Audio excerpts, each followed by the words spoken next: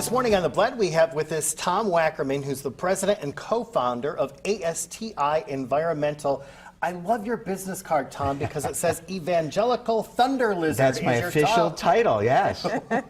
What is that? Well, that's exactly what it says. You have to give credit to the business industry came up with that, and I just kind of stole it. But it's exactly what it means. It's somebody who's bombastic, who's dedicated, who's excited about what they do, and they want to tell everybody. Evangelical, thunder, and then the lizard part just helps it. Well, so what do you do? So we do environmental consulting, everything having to do with modifying, monitoring, or managing the environment. We do it. Everything from homes for people, where they're concerned with lead-based paint or asbestos, or in some cases concerned with the soil in urban areas, all the way up to Fortune 500 companies where we work with them for industrial compliance, we work with them for air quality issues, we work with them on Superfund sites and things like that.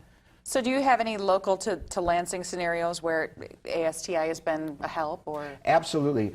We have offices across the state. We work nationally from those offices, Grand Rapids, Brighton, and Detroit. But Lansing, being the state capital and being a community that's redeveloping, and there's lots of things going on here.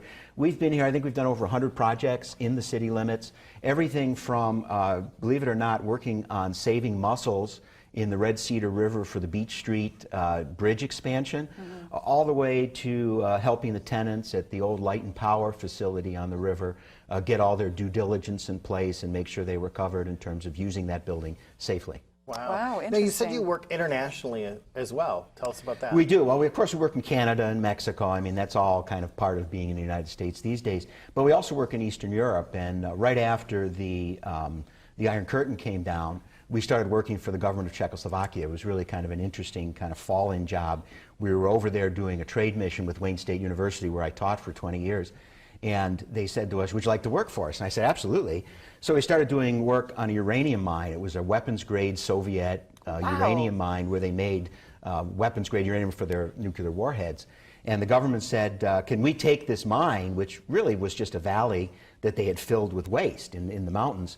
They had moved everybody out of this little town. They had picked up the church, moved it across the mountain, put it somewhere else, built concrete bunker housing for all the people, and said, in 2 weeks, we're covering your valley with waste. Get out of here.